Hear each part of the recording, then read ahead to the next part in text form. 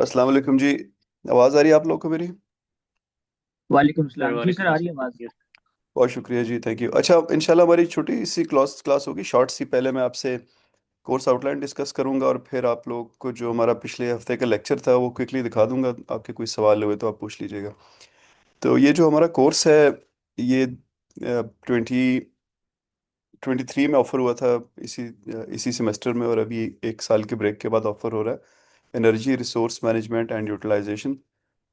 इसमें basic idea ये है कि इंडस्ट्री जो है वो मूव हो रही है टूवर्ड्स रिन्यूएबल्स, और ज़्यादा से ज़्यादा अब स्टैंडर्ड्स आ रहे हैं। एक्सपोर्ट मुश्किल होती जा रही है उन मुल्कों के लिए जो इन चीज़ों का ख्याल नहीं रखते, और मुख्तलिफ जगहों पे मुख्तलिफ टैरिफ्स, सैंक्शंस, इवन जो है ग्लास सीलिंग्स ऐसी हैं जो कि आपको नज़र नहीं आती लेकिन आप एक्सपोर्ट नहीं कर सकते।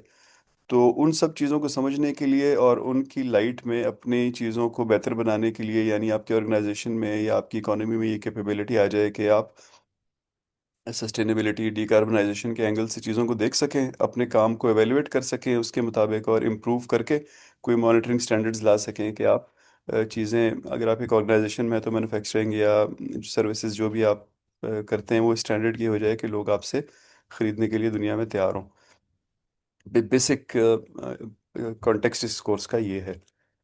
इसमें टेक्निकल चीज़ें बहुत ज़्यादा नहीं है, लेकिन ज़ाहिर है जब हम इलेक्ट्रिकल और मैकेनिकल सिस्टम्स पढ़ रहे होंगे या अल्टरनेट एनर्जी की टाइप्स, उनके मुख्तलिफ एस्पेक्ट्स पढ़ रहे होंगे, तो जिन लोगों को एग्जिस्टिंग नॉलेज होगी वो यूज़फुल होगी वहाँ पे। तो जैसे मैंने आपको बता दिया कि हमारा ऑब्जेक्टिव ये है कि by the end of the course आप लोग एनालाइज कर सकें एनर्जी सिस्टम्स को, जहाँ पे भी आप काम कर रहे हैं, in context of this transition जिसकी हमने बात की।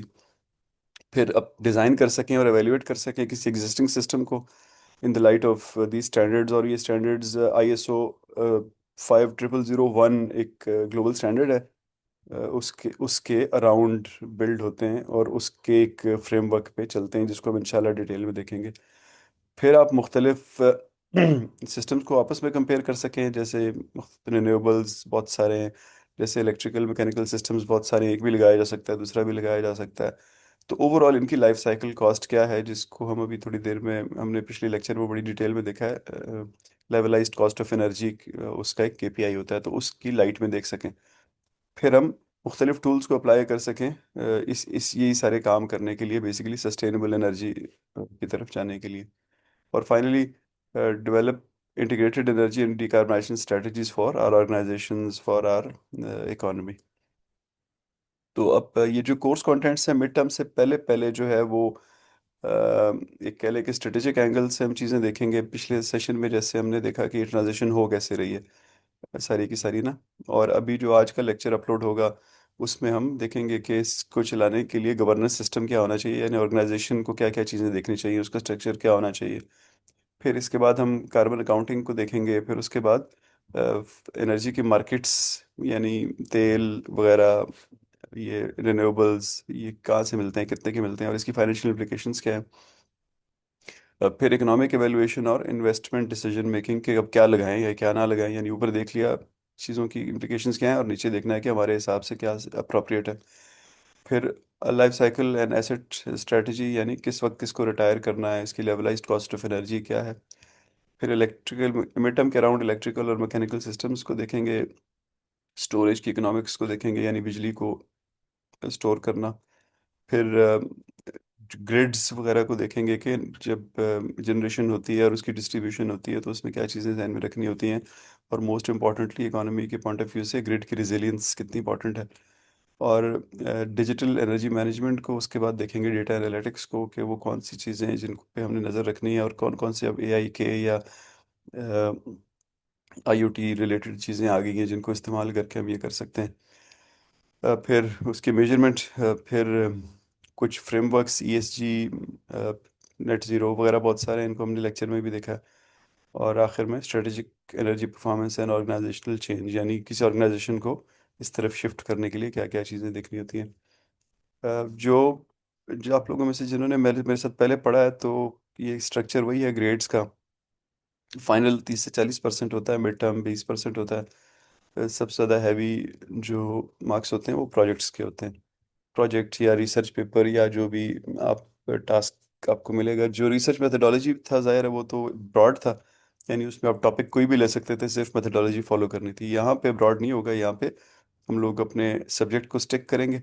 अभी फ़िलहाल मैं आपको एग्जैक्टली नहीं बता सकता कि प्रोजेक्ट्स क्या होंगे, क्योंकि मैंने वो डिज़ाइन अभी बनाया नहीं है। लेकिन पिछली दफ़ा का आपको बता देता हूँ कि उसमें दो चीज़ें थी। एक एक ऑप्शन ये थी कि किसी एग्जिस्टिंग फैसिलिटी को, बिल्डिंग को, या कुछ भी फैक्ट्री, ऑर्गेनाइजेशन, उसको असेस करें इन सारे स्टैंडर्ड्स के मुताबिक। दूसरा ये था कि किसी ऑर्गेनाइजेशन की बिलिंग को असेस करें कि वो कितना बिल आता है उनका, उसमें क्या क्या प्रॉब्लम्स हैं और उसको कैसे ठीक किया जा सकता है। तो उससे करीबी करीबी कोई चीज़ें होंगी इंशाल्लाह। क्लास पार्टिसिपेशन जो है वो हमारा मॉडल जैसे पिछले कोर्स का, मेरे सब कोर्सेज का होता है, वही होगा कि आप लोग जिनको लेक्चर वीडियो अपलोड हो जाएगी यूट्यूब पे, कैनवस पे, आप उसको अपने टाइम में देखेंगे। अगर आपका कोई सवाल होगा तो आप संडे की क्लास अटेंड करते हुए वो सवाल का जवाब पूछ लेंगे, वरना आपको ज़रूरत नहीं है उस लेक्चर के बारे में, या जनरली किसी भी चीज़ के बारे में, आपके प्रोजेक्ट के बारे में, कोई भी और भी कोई डिस्कशन आप करना चाहें तो आप क्लास अटेंड करके कर सकते हैं। नहीं करना चाहें तो क्लास अटेंड करना मैंडेटरी नहीं है। अच्छा जी, और इसमें कोई ख़ास चीज़ नहीं है। अब मैं आपको दूसरा लेक्चर जो है हमारा पिछले हफ्ते का, अगर आपने देखा नहीं है तो फिर मेरा ख्याल है आपको सवाल पूछने की ज़रूरत नहीं है, क्योंकि ये ज़ाहिर है काफ़ी डिटेल में वहाँ डिस्कशन हुई है। पहले उसको देख लें। मैं, अगर आपने देखा है तो मैं जल्दी से आपकी मेमोरी को जॉग करने के लिए यहाँ पे चला देता हूँ स्लाइड्स, ताकि आपको कोई सवाल आपके जहन में था तो आपको याद आ जाए। पहले हमने इंट्रोडक्शन, जैसे मैंने अभी आपको आउटलाइन में बताया, उसके कुछ सब ऑब्जेक्टिव्स हमने बताए थे कि एनर्जी मैनेजमेंट सिस्टम होते किस लिए हैं। फिर फिर कुछ चीज़ें आजकल की मार्केट में एनर्जी से रिलेटेड क्या है, जैसे नेट ज़ीरो था। लोगों ने अपने आप को टारगेट्स दिए हैं 2050 के अराउंड के, हम फिर कार्बन एमिशंस हमारी नेट ज़ीरो हो जाएंगी, यानी कर भी रहे होंगे तो उतनी ही में हम एब्जॉर्ब भी कर रहे होंगे। फिर इसी तरह ईएसजी प्रेशर फ्रॉम इन्वेस्टर्स, बहुत सारे G20 बेसिकली, और उस उसके अंदर यूरोपियन यूनियन, वो लोग बहुत ज़्यादा पुश करते हैं जब भी वो कोई चीज़ खरीदते हैं कि ये ईएसजी यानी environmental social and governance framework जो है उसको, जो भी आपको चीज़ें बेच रहा है वो उसको कंप्लाई करे। फिर कार्बन प्राइसिंग, यानी मुख्तलिफ चीज़ें जो बेची जा रही हैं वो इस तरह बेची जाती हैं कि उनकी प्राइस बढ़ा दी जाए इस हिसाब से कि वो कितनी कार्बन जनरेट कर रही हैं। फिर इलेक्ट्रिफिकेशन ऑफ ट्रांसपोर्ट आप लोगों ने देख ही लिया है कि पिछले 1-2 साल में पाकिस्तान जैसे गरीब और बैकवर्ड मुल्क में भी इतने ज़्यादा इन्फ्लक्स आ गया है इलेक्ट्रिकल कार्स का, तो आप यू कैन इमेजिन कि एडवांस मुल्कों में क्या हो रहा होगा। फिर डिजिटलाइजेशन ऑफ एनर्जी सिस्टम्स, यानी कि हमारे पास जो मीटर्स, ग्रिड्स और ग्रिड स्टेशंस वगैरह लगे हुए हैं, उनमें डिजिटाइजेशन से लोग आगे जाने की कोशिश कर रहे हैं कि माइक्रो लेवल पे एक इंसान के घर के अंदर क्या क्या इक्विपमेंट लगी है और उस इक्विपमेंट को किस वक्त बंद होना है और शुरू होना है, उस तक चीज़ को मैनेज कर सके ताकि एनर्जी को ऑप्टिमाइज करें। और फाइनली क्लाइमेट रिस्क डिस्क्लोजर, जो है अब बहुत सी मार्केट्स में, एक्चुअली रेलेवेंट मार्केट्स ज़ाहिर है दुनिया में वही हैं जो चीज़ें खरीदती हैं ना, यूरोपियन यूनियन और अमेरिका। तो वो वहाँ पे बहुत मैंडेटरी हो गया, गल्फ कंट्रीज़ में भी।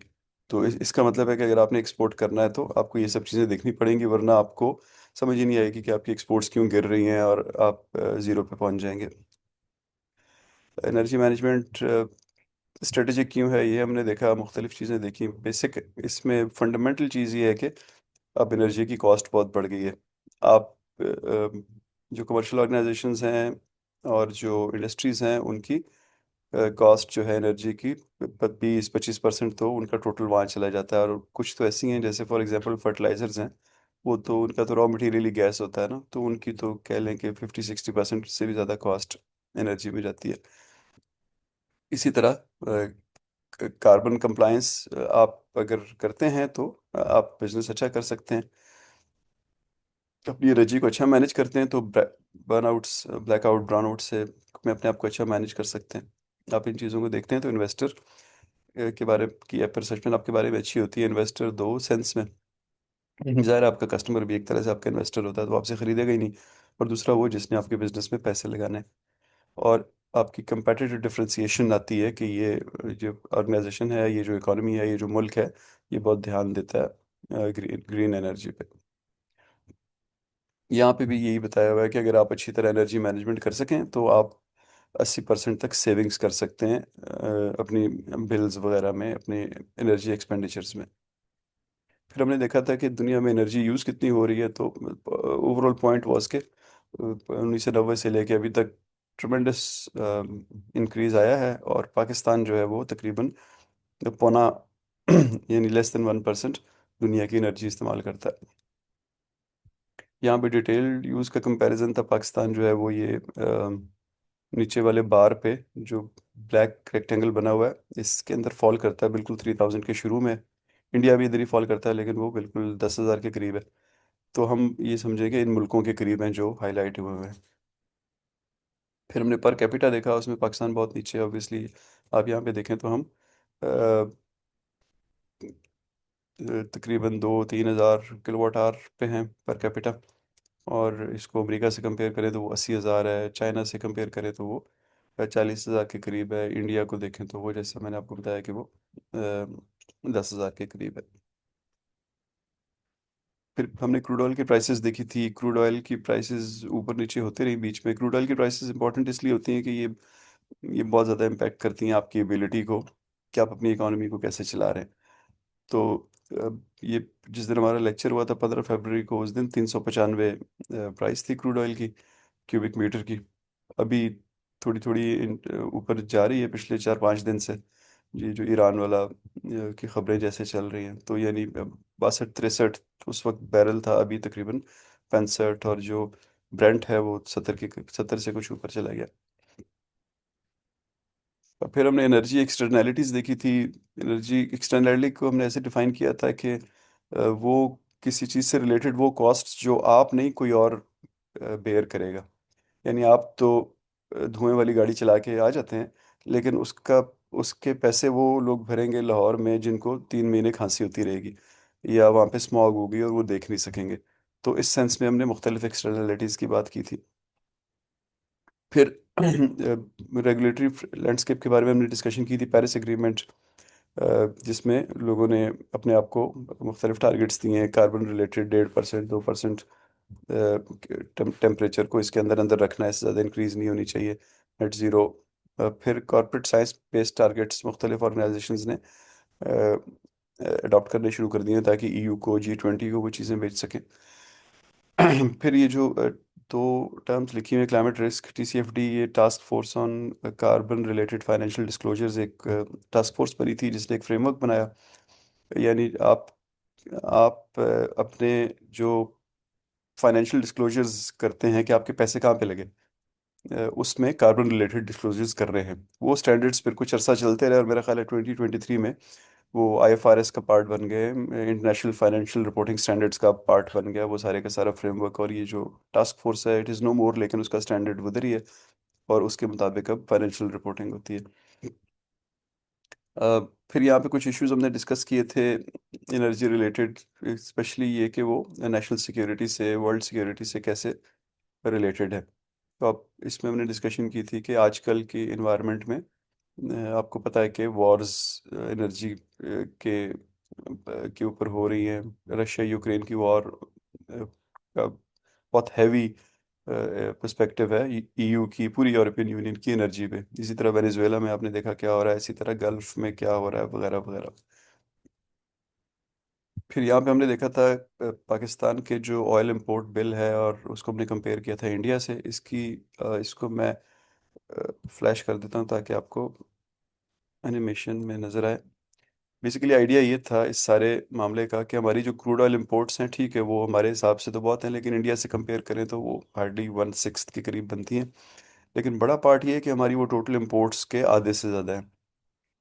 इंडिया में वो अपनी टोटल इंपोर्ट्स के 10-12%, 15% तक रहती है। और ज़्यादा ग्लेयरिंग चीज़ ये हो जाती है कि हमारी GDP का बहुत बड़ा पार्ट है।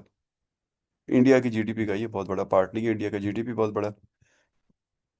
फिर और ग्लेयरिंग चीज़ ये है कि उनकी अपनी एक्सपोर्ट्स बहुत अच्छी हैं, तो वो उन एक्सपोर्ट्स से बड़ा इजीली फंड कर लेते हैं अपनी इंपोर्ट्स को भी और ऑयल की इंपोर्ट्स को भी। हमारा मसला ये है कि हमारी एक्सपोर्ट्स ही नहीं है, तो हमें अपनी इंपोर्ट्स को फंड करने के लिए और क्रूड ऑयल को फंड करने के लिए कर्जे लेने पड़ते हैं। तो क्रूड ऑयल हमारे लिए बहुत क्रिटिकल चीज़ है। फिर हमने मुख्तलिफ ट्रांजिशन पाथवेज की बात की थी, कि रिन्यूएबल्स की तरफ जाना चाहिए, स्टोरेज होनी चाहिए, न्यूक्लियर, हाइड्रोजन वगैरह वगैरह। और इस पे हमने थोड़ी सी डिस्कशन की थी। आजकल जो नेट मीटरिंग का एक केस हुआ हमारे पास रिसेंटली, कि जिन लोगों ने सोलर पैनल्स लगाए हुए हैं, जिन ऑर्गेनाइजेशन ने लगाए हुए हैं, उनसे अब गवर्नमेंट कम पैसों में वापस बिजली खरीद रही है।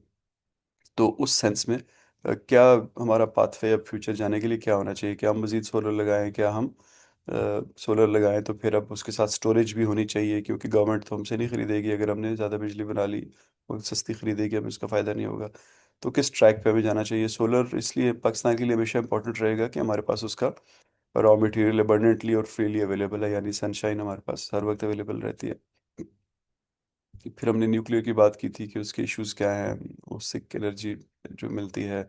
इस तरह हाइड्रोजन की टेक्नोलॉजी से रिलेटेड बात की थी, इलेक्ट्रिफिकेशन वगैरह की। फिर हमने लेवलाइज्ड कॉस्ट ऑफ एनर्जी की बात की थी। बेसिकली एक मैट्रिक है या केपीआई है, जो कि किसी भी एनर्जी सिस्टम के बारे में बताता है कि सारी ज़िंदगी इसकी इसकी पूरी की पूरी लाइफ साइकिल है, उसमें आपने पैसे कितने लगाए और उसमें से बिजली कितनी निकाली। तो it is a fair comparison across any system that you would have, जिसकी एलसीई सबसे कम होती है, वो लगाना चाहिए। इसकी डिटेल इंशाल्लाह हम एक अलग लेक्चर में देखेंगे। इसके दो किस्म के कंपोनेंट होते हैं। कुछ कॉस्ट रिलेटेड होते हैं, यानी capital expenditure, operational expenditure, fuel वगैरह की कॉस्ट, डीकमीशनिंग, सॉल्वेज। और कुछ फाइनेंशियल पैरामीटर्स होते हैं, परफॉर्मेंस पैरामीटर्स होते हैं, यानी आपने जो पैसा लिया वो कितने पे मिला आपको, ये डिस्काउंट रेट या weighted average cost of capital, यानी पैसा लेके, कर्जा लेके आपने सिस्टम लगाया तो कितने मिला था आपको कर्जा। फिर आपके ओवरऑल एनर्जी जनरेशन का और यूटिलाइजेशन का कैपेसिटी फैक्टर क्या है, सिस्टम की लाइफ कितनी है, और ये कितनी आउटपुट दे रहा है। फिर हमने मुख्तलिफ ऑयल के अलावा जो मुख्तलिफ सोर्सेज हैं एनर्जी के, उनकी एल सी ओ ई कंपेयर की थी। तो बड़ी बड़ी बात यह है कि पिछले 10-15 सालों में सोलर फोटोवोल्टाइक पीवी जो स्टैंडर्ड छतों पे इस्तेमाल करते हैं, ये बहुत ज़्यादा गिर गया है। और ऑन शोर विंड की पर किलोवाट आवर प्राइस बहुत ज़्यादा गिर गई है। जो कुछ कुछ और है, जो सी एस पी है, कंसनट्रेटेड सोलर पावर, उसकी प्राइस अभी नहीं गिरी, लेकिन उसमें पोटेंशियल बहुत ज़्यादा है। इसी तरह ऑफ शोर विंड में बहुत पोटेंशियल है, लेकिन उसकी प्राइस आहिस्ता आहिस्ता गिरेगी। फिर हमने कंपेयर किया था पूरी दुनिया में इलेक्ट्रिसिटी प्राइसेस क्या हैं, डोमेस्टिक और industrial. This is as of, उसी दिन की बात है जो हमारा पहला लेक्चर था, उसके फिगर्स हैं ये। कि दुनिया में सबसे महंगी बिजली इस वक्त आयरलैंड, इटली, बरमूडा, कुछ और 2-3 मुल्क हैं डोमेस्टिक, वहाँ पे प्रोड्यूस हो रही है। और सबसे सस्ती लिबिया और ईरान में प्रोड्यूस हो रही है, ज़ीरो के करीब है। इसी तरह इंडस्ट्रियल जो है सबसे महंगी दुनिया में जर्मनी, यूके और जापान में हो रही है। और जो सबसे सस्ती है वो कतर और सऊदी अरेबिया में है।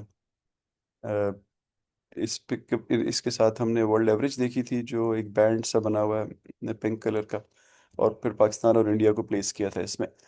तो इसमें एक जो आपको क्लियर चीज़ नज़र आई होगी, वो ये नज़र आई होगी कि जो दुनिया के महंगे मुल्क हैं, जहाँ बिजली सबसे महंगी मिलती है, एक्चुअली वो दुनिया के सबसे तरक्की याफ्ता मुल्क भी हैं, इंडस्ट्री भी उनकी सबसे अच्छी चल रही है।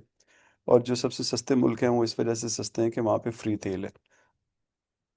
इंडिया को आप देखें तो इंडिया डोमेस्टिक प्राइसेस हमसे आधी से भी बहुत कम है, और इंडस्ट्रियल प्राइसेस भी सिग्निफिकेंटली कम है हमसे। लेकिन ये इससे पूरी बात समझ आती नहीं है।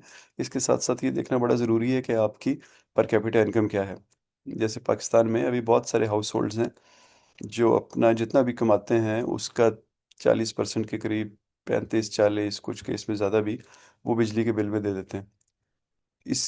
अब इसी को अगर आप समझें कि पाकिस्तान और इंडिया में एक ही जितना पर कैपिटा होता, तो फ़र्ज़ करें 100 रुपये कमाया, आपने 40 रुपये बिजली के बिल दे दिए।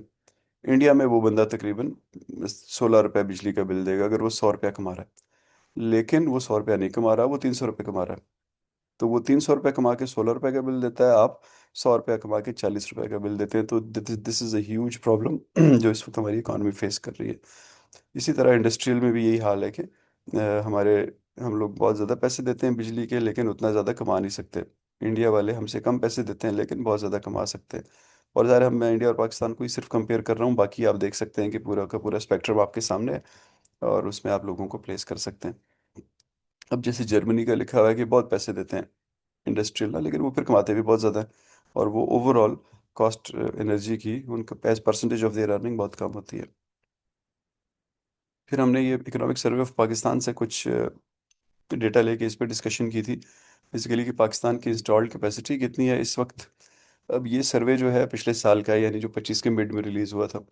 अब कुछ अरसे में ये अगला भी आ जाएगा इंशाल्लाह, बजट के साथ 26 वाला भी आ जाएगा, तो उसमें शायद ये चीज़ें चेंज हो जाएंगी। इसमें स्पेशली जो नेट मीटरिंग के फिगर्स हैं वो मज़ीद बढ़ेंगे। अभी यहाँ लिखा हुआ है 2813 मेगावाट नेट मीटरिंग हो रही है, यानी भी लोगों ने, लोग जो बेच रहे हैं घरों की छतों से, या जो आई बेसिकली टेक्निकली देखें तो जिसने घर के छत पे भी सोलर लगाया हुआ है ना, वो भी एक आईपीपी होता है।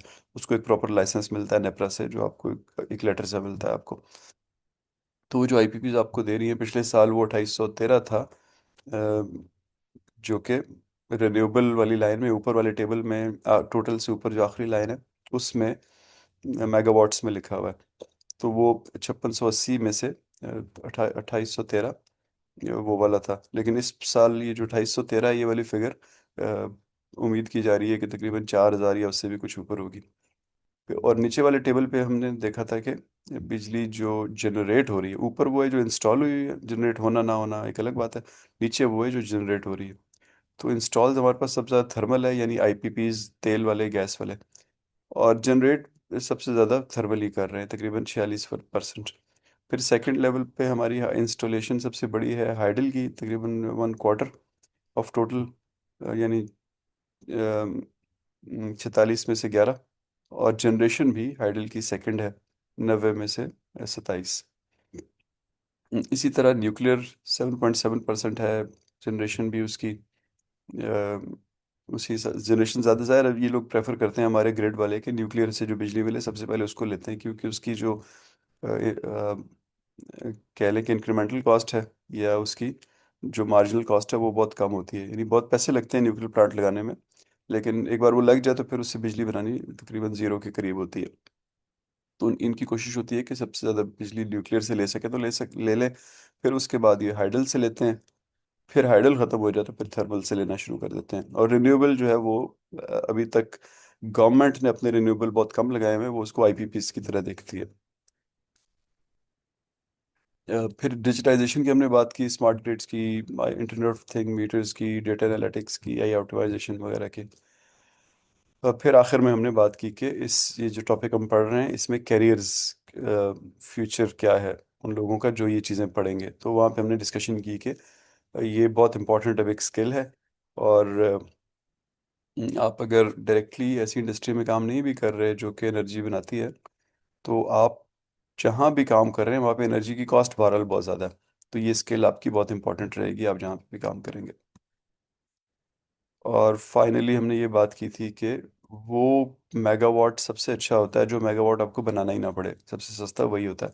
और वो कैसे होता है कि आप बचा लेते हैं, यानी आप एक 100 वाट के बल्ब को उतार के 5 4 3 वाट की एलईडी लगा लेते हैं, तो आपने 100, जहाँ 100 रुपये खर्चते थे वहाँ अब आप 3 रुपये खर्च रहे हैं। तो 97% आपने सेविंग कर ली। इसी तरह हर इक्विपमेंट में ऐसा ही होता है। तो इस बैकग्राउंड के साथ हमने ख़त्म यहाँ पे किया था कि हमारा कोर्स जो है वो एनर्जी सिस्टम्स को समझने से मूव करेगा, और देखेगा कि एनर्जी को मैनेज करना कैसे एक स्ट्रेटेजिक परफॉर्मेंस ड्राइवर है। कैसे अच्छी मैनेज करने वाली इंडस्ट्रीज़ जो एनर्जी को अच्छा मैनेज करती हैं वो कंपेटिटिवली बहुत आगे निकल जाती हैं दूसरों से।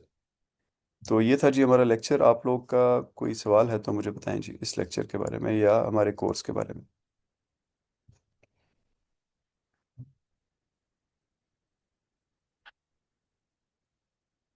अस्सलाम वालेकुम सर, उस्मान अहमद सर। आपका पिछला कोर्स अटेंड किया हुआ है, क्लियर अबाउट योर मतलब मेथडोलॉजी। बस ये इसका पूछना था सर, ये जो एनर्जी रिसोर्स मैनेजमेंट है, ये इट इज़ एन ओरिएंटेशन, ये एक वापडा से भी रिलेटेड होती है चीज़ पाकिस्तान के कॉन्टेक्स्ट में, या फिर ये मुख्तलिफ जो डिफरेंट एनर्जी रिसोर्सेज हैं और रिन्यूएबल एनर्जी के टाइप्स हैं उनको पढ़ना है? ये ज़रा थोड़ा सा अगर गाइड कर दें। अच्छा, जो टाइप्स हैं वो तो बहुत कम होंगी, टोटल हमारे 2 3 शायद लेक्चर हो इसके बारे में। ज़्यादातर ये मैनेजमेंट के बारे में ही है। वापडा तो अस्ट वाइल वापडा कह लें उसको, जो पहले होता था, वो तो वाटर एंड पावर बेसिकली दरियाओं, नहरों, डैमों को और फिर वो उनसे जो बिजली बनती है उसको मैनेज करता था ना। अब वो ज़ाहिर है बहुत डाइवर्सिफाई हो गई हैं चीज़ें। अब तो हमारे पास डिस्कोज आ गई हैं, और डिस्कोज भी आहिस्ता आहिस्ता प्राइवेटाइज होना शुरू हो गई हैं। फिर ये सारे आईपीपीज हैं। फिर मैं आपको बताऊंगा, एक एक ऑर्गेनाइजेशंस का एक क्लस्टर है जो अब चीज़ों को मुख्तलिफ तरीके से मैनेज करता है ना। एक एक चीज़, एक पार्ट जो है वो जनरेशन को मैनेज कर रही होती है, एक डिस्ट्रीब्यूशन को मैनेज कर रही होती है, एक एक्चुअली फिर कंज्यूमर तक के पार्ट्स को मैनेज कर रही होती है, फिर पॉलिसी को एक और गवर्नमेंट की ऑर्गेनाइजेशन मैनेज कर रही है। तो सॉरी, तो वो स्ट्रेटेजिक एंगल ज़्यादा है इस कोर्स में, जो एक्चुअल टेक्निकल एंगल है वो कम है। Got it sir, thank you.